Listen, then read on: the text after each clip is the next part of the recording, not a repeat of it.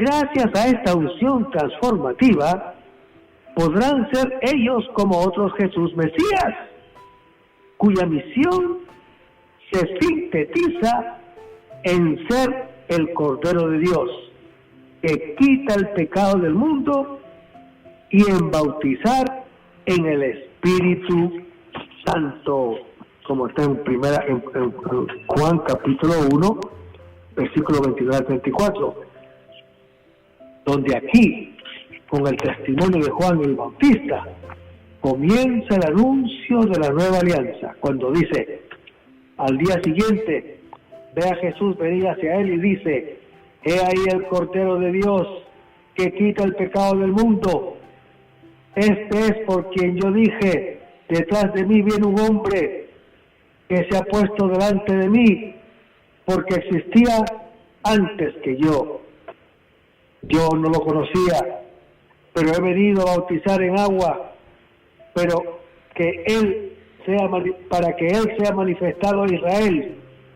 Y Juan dio testimonio diciendo: he visto al Espíritu que bajaba como una paloma del cielo y se quedaba sobre él, y yo no lo conocía, pero el que me envió a bautizar con agua me dijo: aquel sobre quien veas que baja el Espíritu y se quede sobre él, ese es el que bautiza con Espíritu Santo. Y yo lo he visto y doy testimonio de que ese es el elegido de Dios. Hermanos, Jesús es el Cordero Pascual, descrito en el libro del Éxodo capítulo 12. Jesús es el Cordero perfecto que no se le podrá romper ni un hueso. Recordemos la escena de la cruz en Juan capítulo 19, versículo 33, donde dice: pero al llegar a Jesús, como lo vieron ya muerto, no le quebraron las piernas. Todo esto sucedió para que se cumplieran las Escrituras. Hermanos, ese mismo Cordero lo veremos resucitado en los cielos, en Apocalipsis capítulo 5, versículo 6, donde vemos un Cordero como degollado. Hermanos, ese es el Cordero Pascual inmolado, pero en pie, después de su resurrección y glorificación, como Señor de la humanidad entera. Este es el mismo Cordero que por su muerte recibe el dominio sobre los hombres y por tanto quita el pecado del mundo. Jesús es el Mesías que conferirá el Espíritu Santo después de su resurrección. El Espíritu Santo es un don mesiánico. Hermanos, a partir de ese día, los apóstoles podrán ir por el mundo a continuar como enviados de Jesús la obra que el Padre le había confiado a su Hijo, el ungido del Espíritu Santo. Vamos ahora al capítulo 20 del Evangelio según San Juan, versículo 24 y la primera parte del versículo 25. Dice: Tomás, uno de los 12, el llamado el mellizo, no estaba con ellos cuando vino Jesús. Le decían pues los otros discípulos: hemos visto al Señor. Hermanos, ¿por qué Jesús o por qué el evangelista dice de que Jesús llamaba a Tomás el mellizo o gemelo? Porque Tomás, el apóstol incrédulo, en ese aspecto tiene muchos hermanos mellizos, tiene muchos hermanos gemelos. Tienen que ver para creer. Por eso es que la hora de la Iglesia Católica, lamentablemente, cuando hay una misa de sanación, se llena, porque quieren ver el milagro, quieren ver la sanación, quieren ver el signo. Pero exponen el Santísimo y nadie va. Qué cosa curiosa. Exponen a Jesús sacramentado y nadie va. Pero viene alguien con el don de sanación y la iglesia se llena, que no cabe la iglesia. ¡Qué absurdo! ¡Qué absurdo! Pues fíjense, aquí el apóstol Tomás no cree. Y en ese aspecto tiene muchos hermanos que son gemelos, que son igualitos a él, y tienen que ver para creer. Hermanos, Tomás, apóstol elegido por Jesús en Marcos capítulo 3 y paralelos, es un personaje de quien Juan se ha ocupado en 2 ocasiones más, cuando Jesús manifestó a sus discípulos la determinación de ir a Judea, donde querían matarlo. Él fue quien audazmente exclamó: vayamos también nosotros para morir con él, en Juan capítulo 11. Y fue también el quien durante los discursos de despedida se atrevió a exponer a Jesús las dificultades que sentían para entenderlo. Cuando dice: Señor, no sabemos a dónde vas, ¿cómo podemos saber el camino? En Juan capítulo 14. Tomás, nos dice el apóstol Juan, el evangelista Juan, estaba ausente cuando Jesús se manifestó por primera vez a sus discípulos. Pero ellos le comunicaron la gran noticia. El imperfecto le decían: unido al perfecto hemos visto. Subrayan la actualidad y la permanencia de la impresión causada a la vista de Jesús.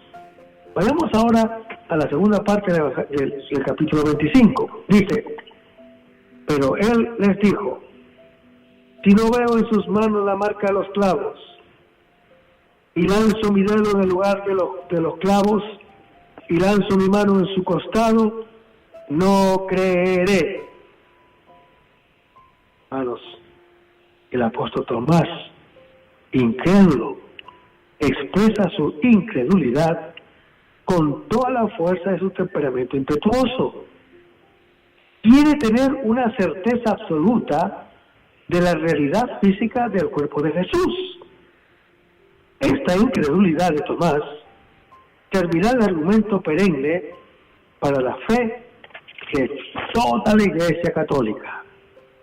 Vayamos al versículo 26, dice: y 8 días después, otra vez estaban dentro sus discípulos y Tomás con ellos. Llega Jesús, cerradas las puertas, y se puso en medio y dijo: paz a vosotros.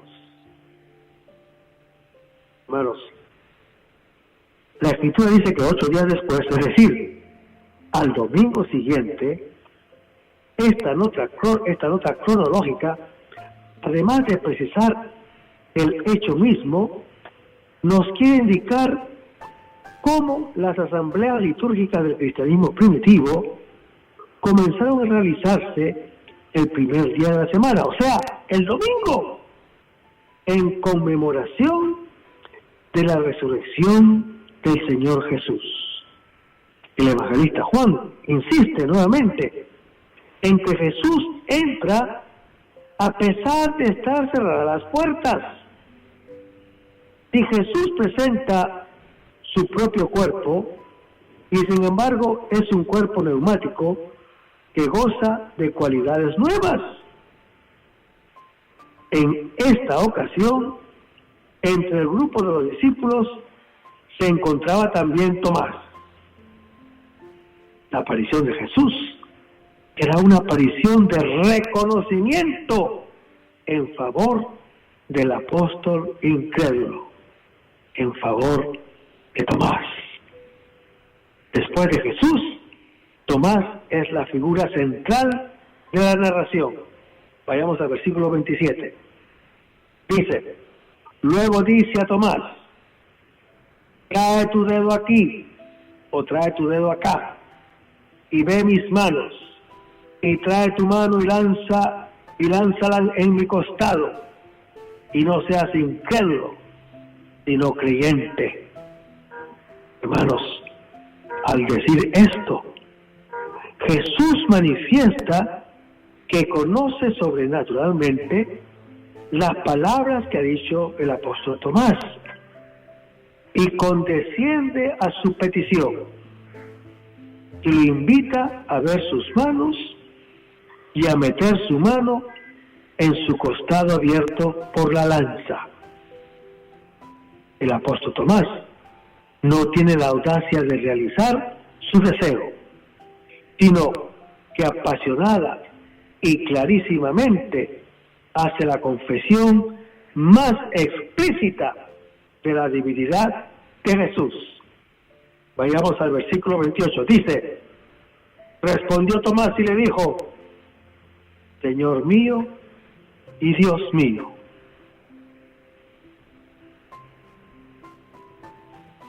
Hermanos, esta fórmula es la expresión clara de la fe cristiana, de la fe católica. Es la confesión más explícita que de la divinidad de Jesús ofrece el Evangelio.